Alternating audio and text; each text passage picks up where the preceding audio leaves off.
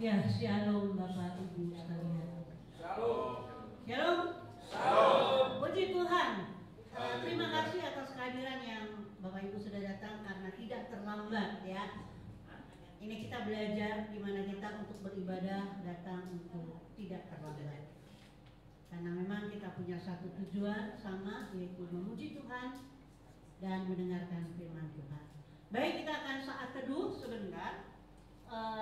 Saya minta tolong handphonenya di silent supaya tidak berbunyi nanti, ya. Dan pada saat teduh kita sama-sama bersatu hati untuk tidak bicara, kita mendengarkan lantunan dari sebuah lagu. Ya, kita mulai.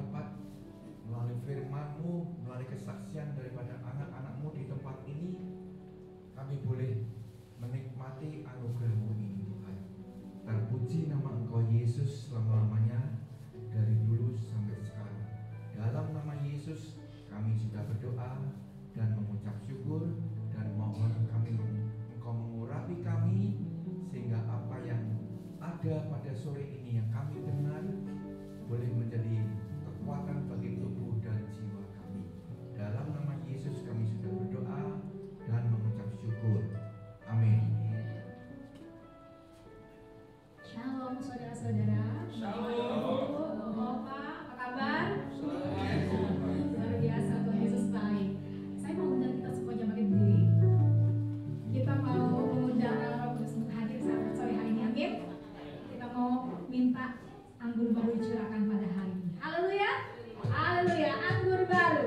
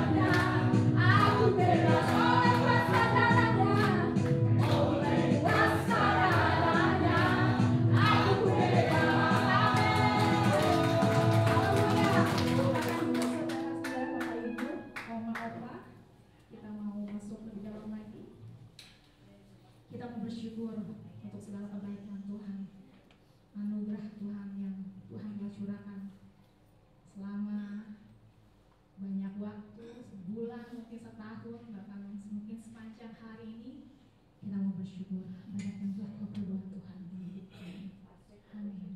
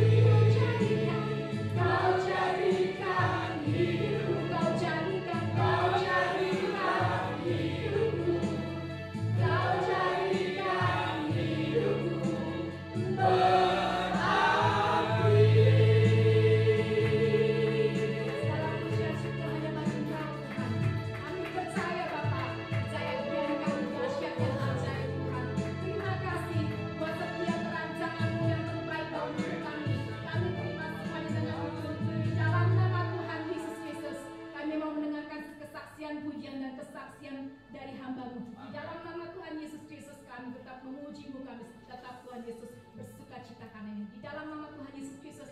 Amin. Haleluya. Silakan Oma-oma, saya undang semuanya maju untuk memberikan kesaksian pujian. Haleluya.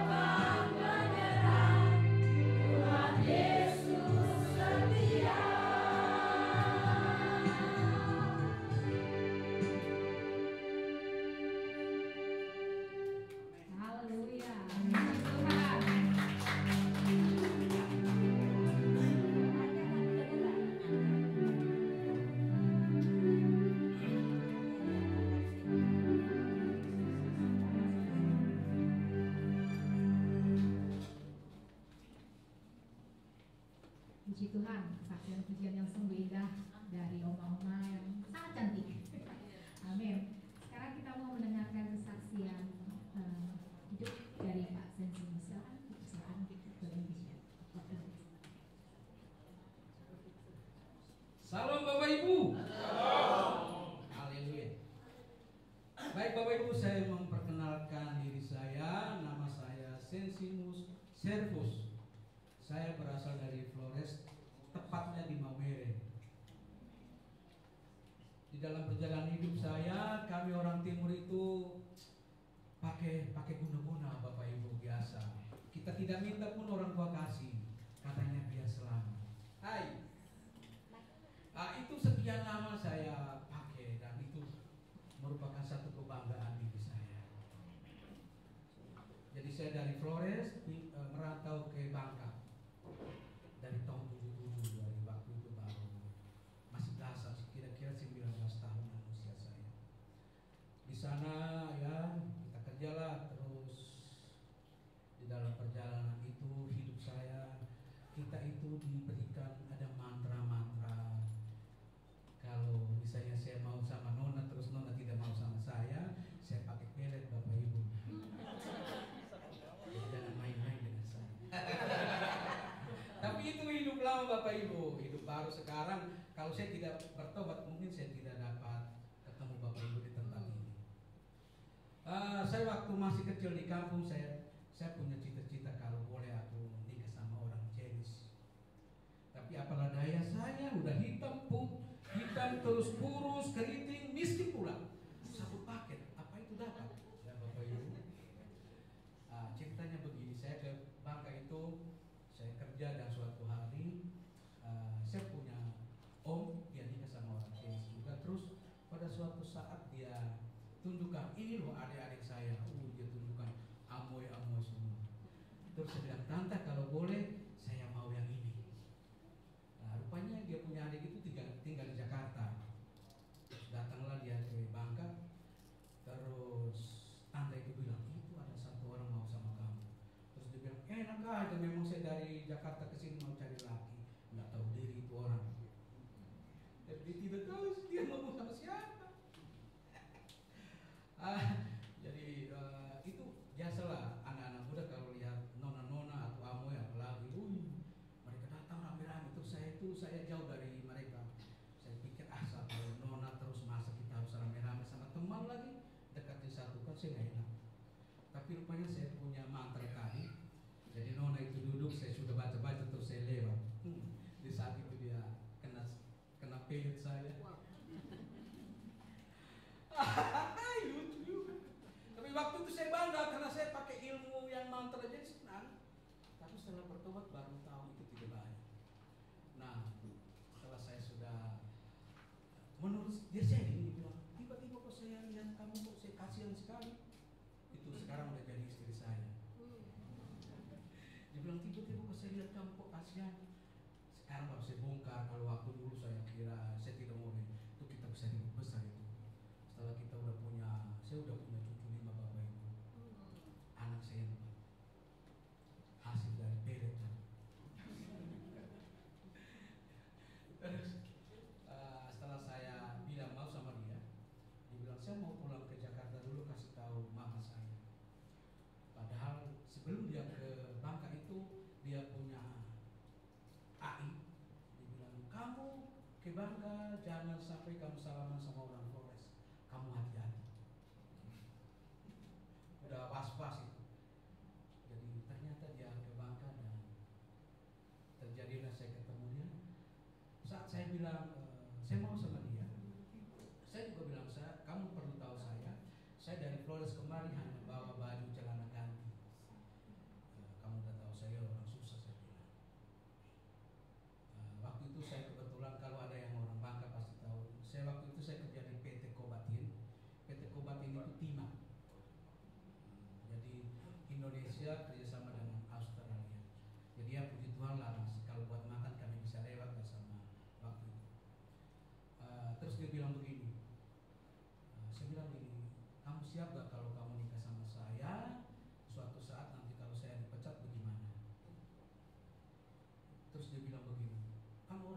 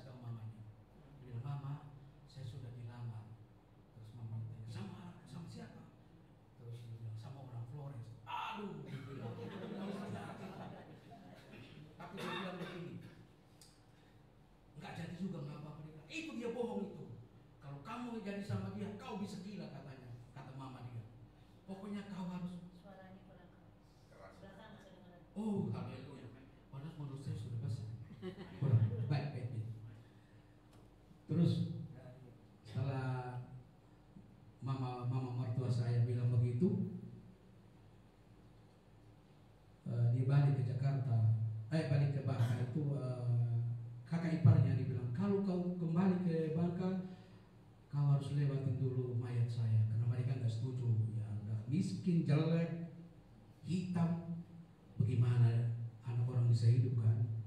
Itu benar juga secara logikanya.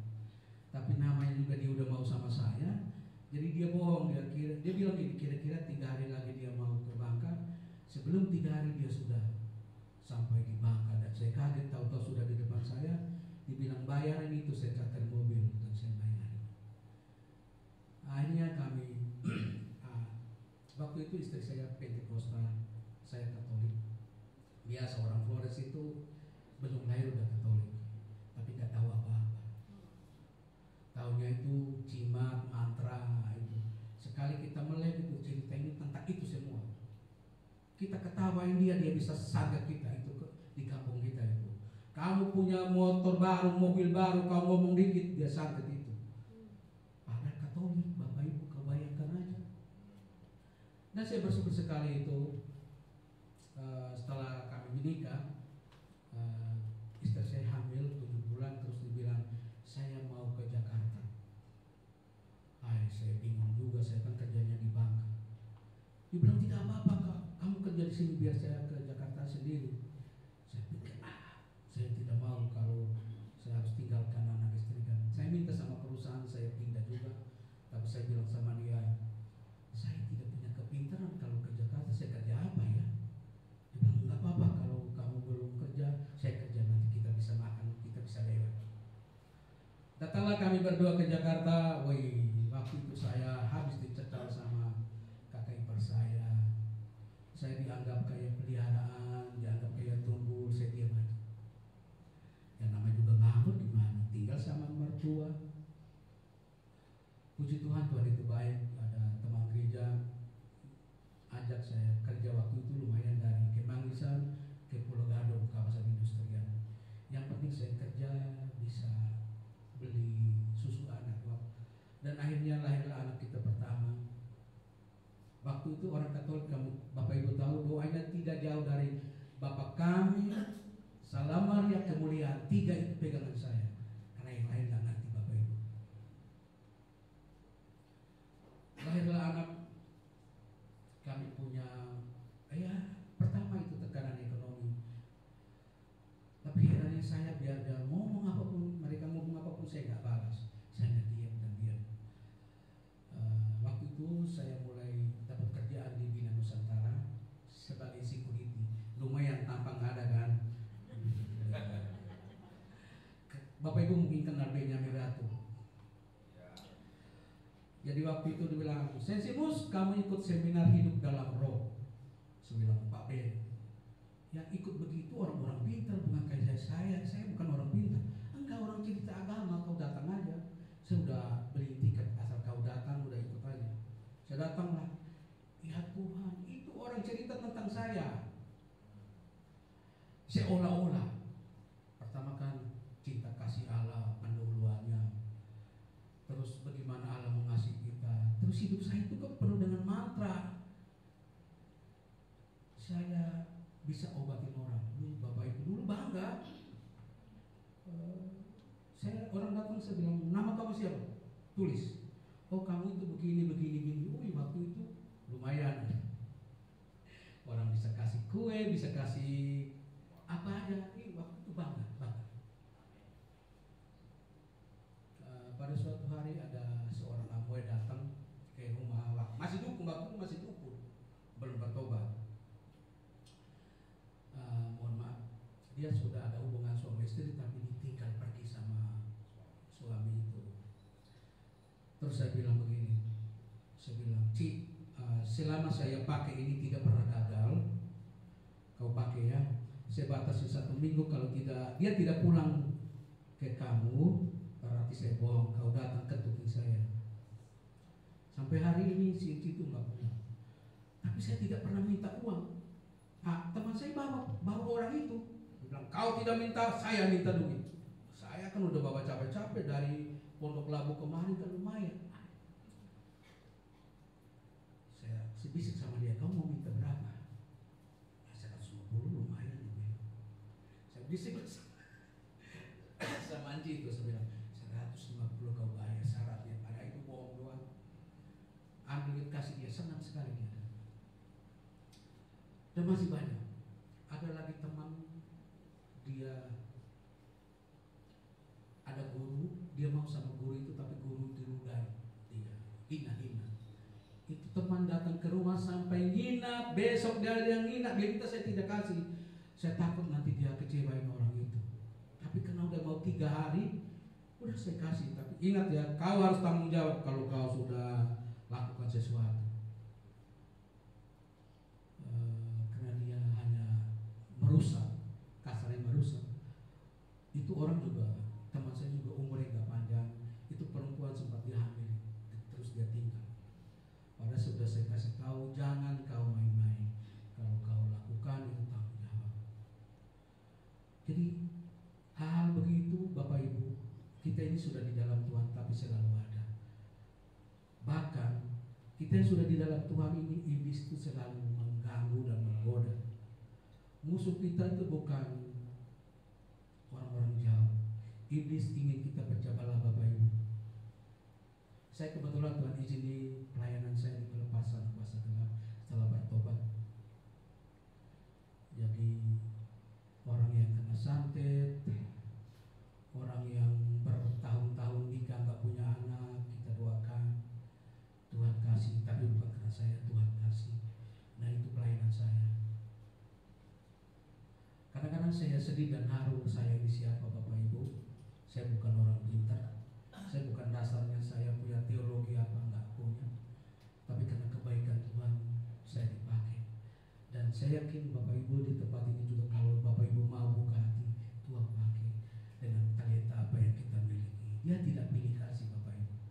Saya model begini aja Tuhan pakai, apalagi Bapak Ibu di sini orang ganteng dan orang cantik, saya yakin Tuhan pakai itu.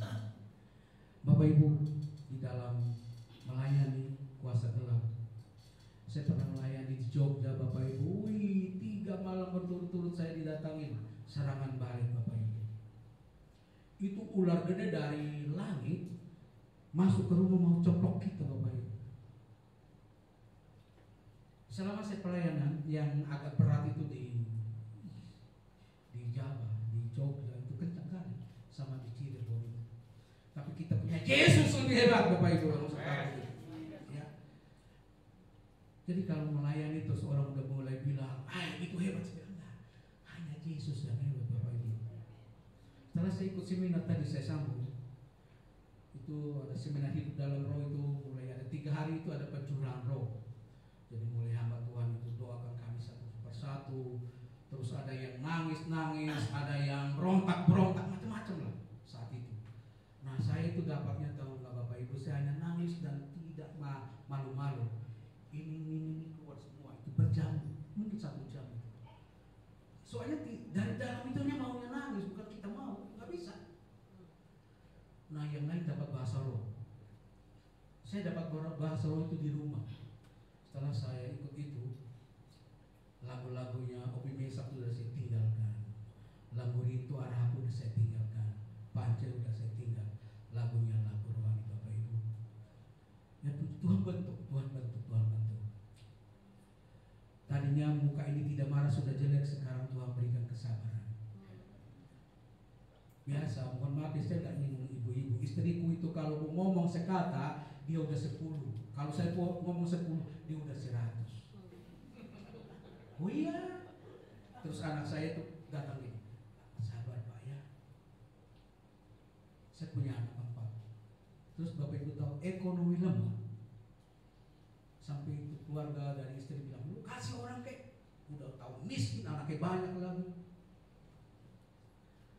Puji nama Tuhan, semua karena kemuliaan Tuhan, anak saya semuanya kuliah dan sarjana Bapak Ibu. Saya hanya gaji upah minimum. Sampai saya pensiun gaji saya 2.750.000. Kalau ngomong begini merinding Bapak Ibu. Luar biasa Tuhan buat. Kalau agak ngomong sedikit sombong itu, Tuhan itu tidak pernah habis akal yang mau memberkati kita Bapak Ibu. Teman-teman saya security itu udah bingung. Kantong Bapak sama kantong bukan sama. Kok Bapak bisa, anaknya bisa kuliah? Iya. Cara Tuhan buat sampai hari ini saya belum pernah minta ke orang, sekalipun saudara, kalau kurang saya pinjam. Ada kesulitan saya sama anak istri, terutama istri kami berlutut berdoa pada Tuhan. Apa yang Tuhan buat Bapak Ibu? Habis berdoa, telepon kering. Pasien Simus, ada kesulitan apa? Dia minta nomor rekening. Saya bilang, saya nggak punya Bu. Oh, pasti anak istri punya. Karena saya begini, sampai saya pensiun saya nggak pernah gaji saya pegang, saya langsung kasih ke istri. Jadi jarang sekali kami ribut tentang uang. Habis dia pegang kan. Soalnya kadang-kadang kita suami itu bohongin istri, kasih sebagian kita simpan. Itu godaan kencang Bapak Ibu. Akhirnya kita nggak jujur. Mohon maaf ya Bapak-bapak ya. Iya. Jadi saya dari dulu tuh saya nggak mau gaji saya langsung ke nomor rekening istri. Jadi kalau orang mau bantu saya langsung ke rekening istri. Saya coba-coba mau bohongin istri. Nggak bisa Bapak Ibu. Benar. Ini pelayanan ini kan pulang kan pelayan kan. Mohon maaf ya bukan kita alegri dengan dikasih uang, bukan. Kadang-kadang kan kalau pelayanan ini kan tidak ada ketentuan, bisa 5 juta, bisa 10 juta, bisa 100, bisa air putihnya doang. Jadi misalnya orang kasih 5 juta yang kita kasih aja 2 juta, 3 juta gue simpan. Tidak bisa Bapak Ibu kalau kita sudah jujur, nggak bisa hati ini nggak bisa Roh Kudus ingatkan kita, nggak boleh. Jadi belajarlah jujur itu dalam kebersamaan. Kalau di sini ada yang muda, belajar jujur Bapak Ibu. Sekali kita bohong, kita akan bohong terus. Yang lebih malu lagi bukan istri kita, anak kita, Tuhan Yesus. Tuhan bilang, aku tahu kau siapa. Kita biar ngumpat-ngumpat, Tuhan tahu kita ada di mana. Jadi jangan main-main dengan dusta. Firman Tuhan bilang apa? Pendusta itu adalah bapa setan iblisnya. Jadi jangan main-main dengan dusta. Kita menganggap itu sepele. Jangan main-main Bapak Ibu. Tuhan tahu hati kita dan iblis tahu kelemahan kita. Ingat Bapak Ibu. Jangan main-main. Saya kalau ngomong ini bisa sampai pagi nggak habis. Saya punya waktu berapa menit? Haleluya. Gak punya rencana untuk melayani Tuhan seperti apa? Enggak. Yang penting jadi orang Katolik, rajin ke gereja, berbuat baik, bis. Tapi ternyata Tuhan punya maksud lain Bapak Ibu. Apalagi kita ini basic Katolik, mana ada itu bahasa roh apa segala nggak ada. Tapi karena ikut karismatik itu, saya diberikan banyak karunia-Nya. Terima kasih Tuhan. Tuhan terutama ini Tuhan bisa memberikan saya ada misalnya ini contoh saja, misalnya Pak Kurnia mengalami sesuatu, Tuhan memberikan saya itu, saya bisa rasakannya. Tapi tidak selalu bagaimana, bukan kemauan saya, Tuhan yang mau. Dulu nggak pernah yang penting rajin ke gereja ya sudah. Jadi Bapak Ibu, kita ini sudah rambut ini saya coba semer, tumbuh begini lagi Bapak Ibu, saya malas. Terus nggak ada roba juga, datang tetap begini doang, nggak ada tambah lagi kan? Ya, jadi apa adanya kita lah Bapak Ibu. Tapi perlu rapi, penting Bapak Ibu. Saya baru usia 67, cucu baru 5. Ya. Jadi Bapak Ibu, ke dalam bersama dengan Tuhan, tidak semua kita mulus-mulus Bapak Ibu. Selalu ada godaan, selalu ada. Apalagi kita yang sudah putih begini, mohon maaf, apalagi yang punya anak hanya 1 atau 2. Sekali dia married, dia bilang bye mama, bye papa, dia tinggal bersama pasangannya. Terus kita yang udah ubanannya sendiri Bapak Ibu. Tapi ingat Bapak Ibu, kita ada punya satu pribadi yang tidak pernah tinggalkan kita, yaitu Yesus. Saya mau nyanyikan lagu ini, ada satu sobat. Ada tinggi ya.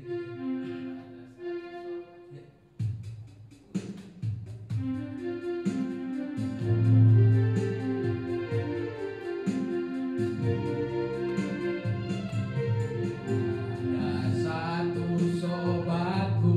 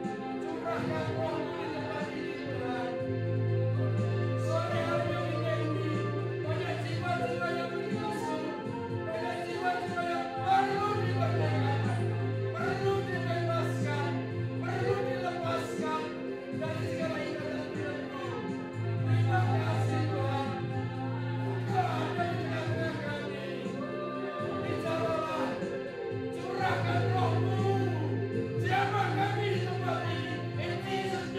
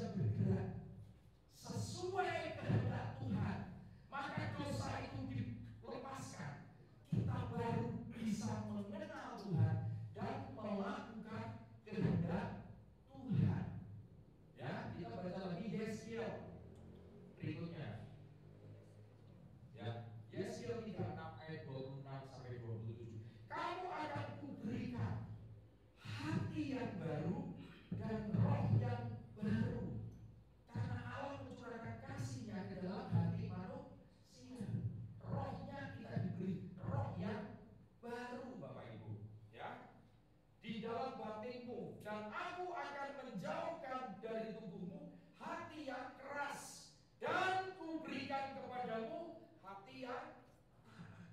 Setelah kita dimerdekakan, Tuhan memberi hati baru dan roh baru di dalam batin. Batin itu seperti tempat, di situ hati kita yang baru, roh kita yang baru.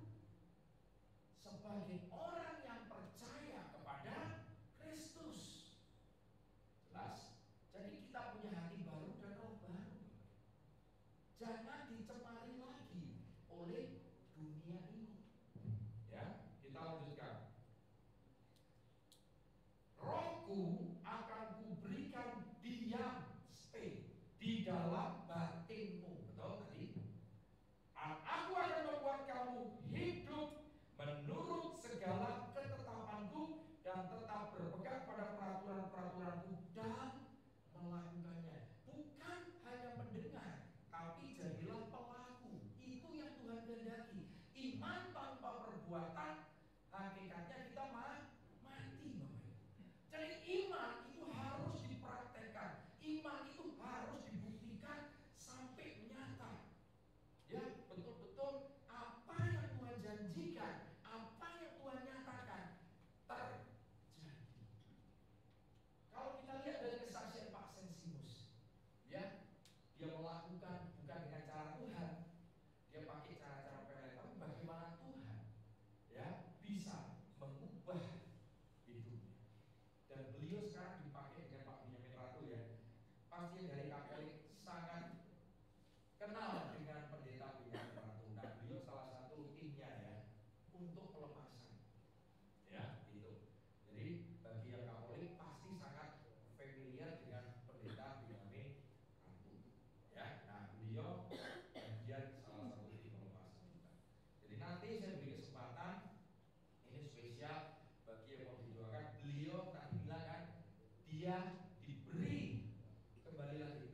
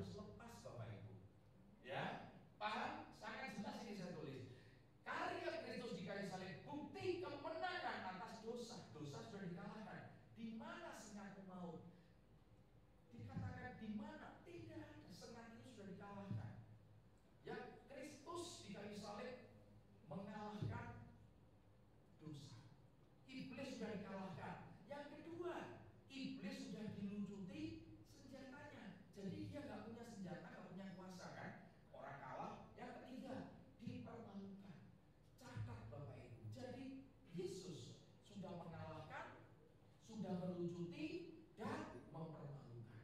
Mengapa kita masih takut dengan iblis?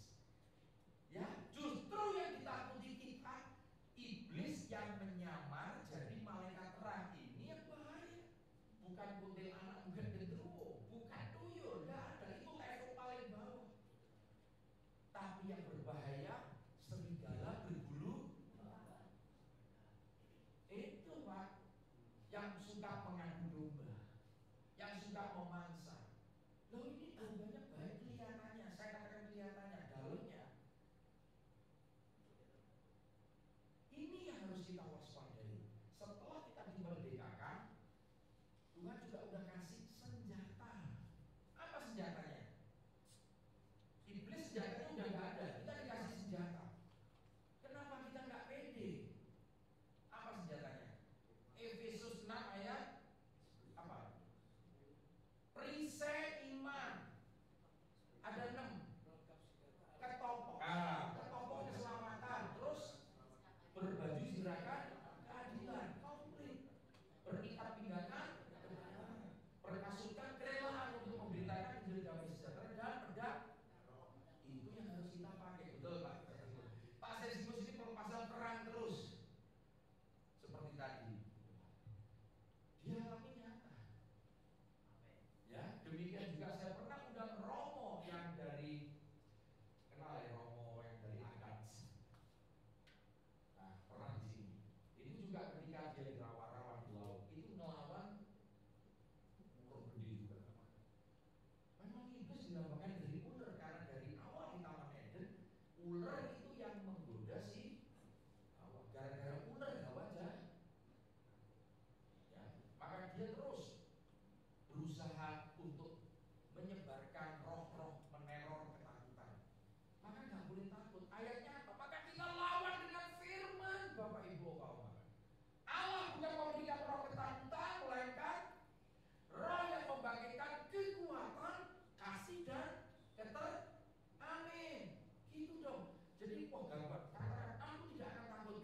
Dasar ayatnya itu kita deklarasikan. Ya. Jadi semua Tuhan sudah kasih solusi. Di mana solusinya? Di mana? Di Alkitab. Nah kalau kita nggak pernah baca, kita bingung Bapak Ibu. Kita tanya sana tanya sini, yang belum tentu benar solusinya. Kalau kita tanya Tuhan, kita belajar, kita baca, kita renungkan, dan firman itu hidup, itu menjadi kekuatan bagi kita. Ya, nah, jadi sudah dikalahkan. Kita sudah dimerdekakan, iblis sudah kalah, mau tidak berkuasa dan hilang. Kebangkitan Kristus membuat kita lebih dari pemenang. Amin. Jadi kemerdekaan itu bicara kita dulunya budak dosa, kita hamba dosa, kita diperbudak oleh dunia dan dosa ini. Dunia dan segala isinya akan lenyap Bapak Ibu. Semua, ya, bumi langit dan segala isinya akan lenyap. Namun apa? Perkataanku, firmanku kekal. Betul Pak Sri? Itu yang akan kita bawa kembali ke surga. Jadi semua solusi hidup kita, mau sakit penyakit, mau masalah pekerjaan, masalah usaha, apapun itu semua ada di Bible. Tinggal bagaimana kita menggali, belajar, dan mempraktekkan. Jadi masalah demi masalah, solusinya. Saya kasih contoh ketika Yesus dicobai. Dia habis dibaptis di Sungai Yordan. Roh Allah membawa kemana? Padang gurun. Diapain? Dicobai 3 kali kan? Dia ngomong apa? Iblis tahu Yesus lapar karena 40 hari pertemuan gak makan, tapi minum mungkin. Ubahlah batu ini, ya, jadi roti. Ada tertulis Yesus melawan.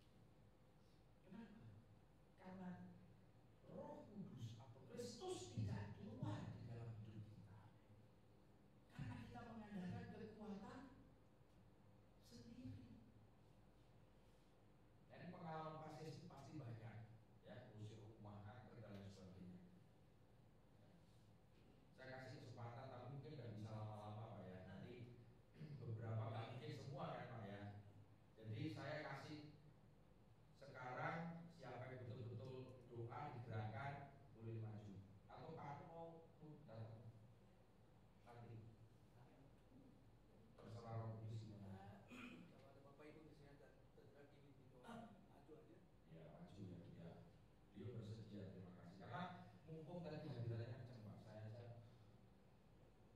saya percaya keberadaan beliau di sini sore ini tidak ada kebetulan, dan berbahagia semua yang hadir di sini bisa Ini sih Pak, banyak apa yang dilihat, batik yang berasa ngalir aja Pak. ya, Apa yang Roh Kudus nyatakan di dalam Pasensimus, lihat, boleh maju, boleh juga Pasensimus datang, ya.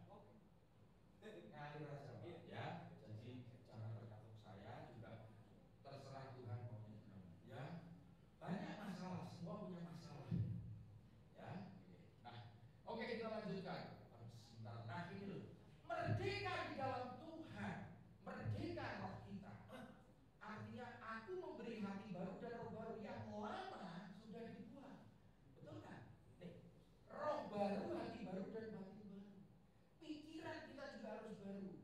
Jangan kamu serupa dengan dunia ini, tapi berubahlah oleh pembaharuan budimu. Diperbarui pikiranmu, sehingga kamu dapat membedakan mana kehendak Allah yang baik, yang berkenan, dan yang sempurna. Ya, hati baru. Jaga hatimu dengan penuh kewaspadaan, sebab dari situlah terpancar kehidupan. Jaga hati, jaga lidah, jaga pikiran. Maka saya selalu mengingatkan, cabut semua perkataan kotor kita, cabut semua sumpah serapah kutuk. Saya nggak pernah ngutuki, kita nggak tahu karena nggak sadar, betul nggak? Emosi. Ya, maka kita selalu perkatakan, Tuhan, aku cabut semua perkataan kotor, semua perkataan yang bertentangan dengan firman-Mu di dalam nama Yesus. Itu kuasanya besar. Ya, ini batin baru, batin yang sudah dipenuhi dengan kasih Tuhan, supaya kita memiliki hati nurani yang murni dan iman yang tulus ikhlas. Kemarin saya baru bahas di Polstar. Paulus kasih. Batin itu didasari dengan kasih. Yohanes 3:16, semua diawali dengan kasih, baru muncul iman dan pengharapan. Tanpa kasih, iman tidak dapat kita peroleh, betul? Oleh karena kasih karunia, kita mendapatkan iman, percaya kepada Kristus adalah suatu anugerah Bapak Ibu. Kita diberi, kita nggak layak, tapi dikasih. Tinggalkan manusia lama. Manusia lama kita itu apa sih? Dendam, iri hati, betul ya? Benci, suka marah-marah, suka berkata porno, jorok. Itu manusia lama. Ngerokok mungkin terus-menerus, mabok-mabokan, main judi, pornografi, semua hal dunia yang berpusatkan. Tinggalkan manusia lama. Di mana itu? Efesus 4 ayat 22 sampai 20. Tinggalkan cara hidup yang lama. Ada lagunya. Ku telah mati dan tinggalkan cara hidupku yang lama. Semuanya sia-sia dan tak berarti lagi. Hidup ini ku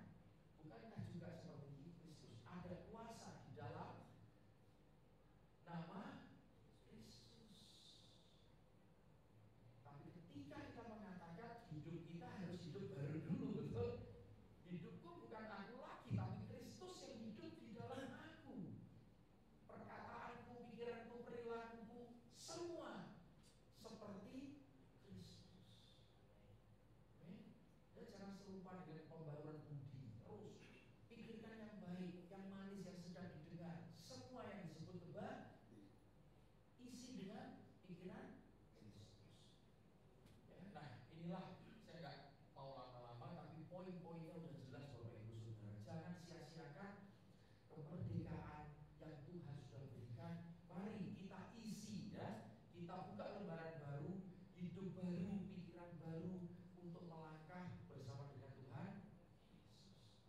Baik, saya persilakan sekarang Pak Sesimus. Terima kasih kalau Bapak bersedia. Ngalir aja Pak. Ya silakan. Saya minta pujian.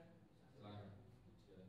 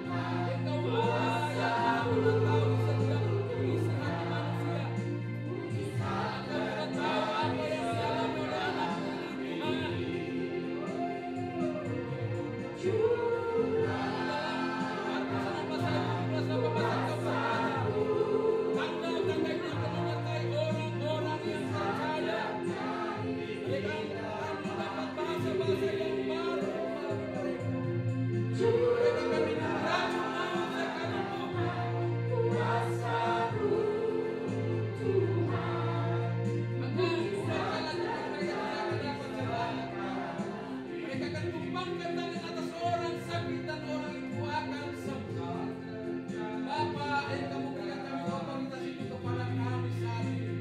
Saat ini izinkan hamba-Mu tumpangkan tangan atas anak Engkau kasih ini Tuhan. Hamba berdoa di dalam nama Yesus. Hamba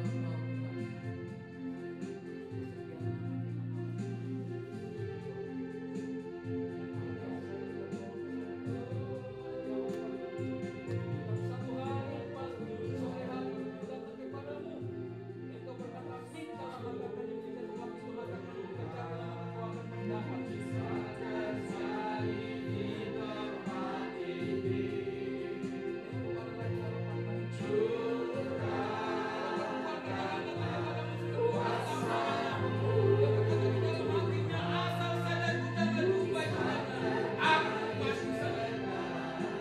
Bangkit yang sebab